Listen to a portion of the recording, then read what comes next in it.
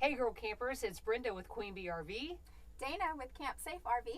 We are both certified RV inspectors, and we're coming to you with another episode in the series 52 Ways to Empower Women RVers.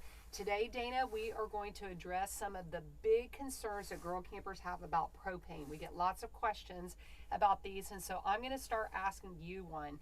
What do we do if if the propane detector goes off? What should we do first? Okay, so if you hear the chirping or the sound of your propane detector, don't ignore it. It's chirping for a reason. The first thing you're going to do is exit the camper. Exit the camper, go turn off your propane at its source, and then everything is good at that point. You just need to then find out why the LP detector was going off. And why would it go off? What would be the reasons? There are basically three reasons why your LP detector would be going off. The first one would be that there is a propane leak. So you want to take it seriously and do not just assume that it's a battery or something. You're gonna find out for sure why. But a leak would be your first reason. A second reason would be it's reaching the end of its life. They're only good for 5 to 7 years, and you could have a unit that might actually not make it that 5 to 7 years. It could just be reaching the end. So you want to go ahead and replace that. And then the third reason would be if your 12-volt battery system wasn't you were discharged and you've used your battery, you're on boondocking or something like that, and you've run your battery down. It's actually hardwired into the camper and it's powered by that 12-volt system. So you want to make sure you have a full battery charge. Got it. Okay, those were all good tips. So the next question, people are always asking me about leaks. How would they check for a leak? Shameless plug. So if you have a leak, and even if you don't have a leak and you want to have your camper checked for peace of mind, you'll want to have what's called a leak drop test.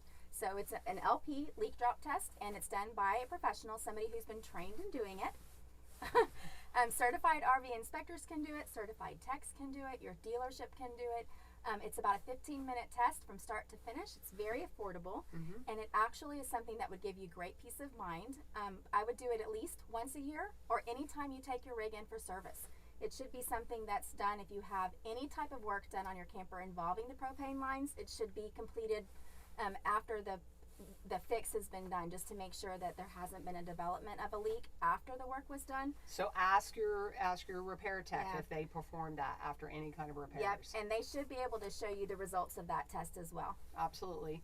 So the biggest concern probably that we get, girls are so afraid of a fire or an explosion. There are so many safety devices in place, you guys. Those detectors are one of them, and you have your LP detector, a smoke detector, a carbon monoxide detector. You can do that leak drop test at least once a year, if not more. And then you've got some other features. Some of these things we'll go over in a future episode, but you have an overfill prevention device. You have a thermal shutoff in case there were some type of accident, so that propane cylinder is not just blowing out propane willy-nilly. You have an excess flow valve. You have step-down regulators. You have a regulator outside at the actual tanks, and then also one at your cooktop.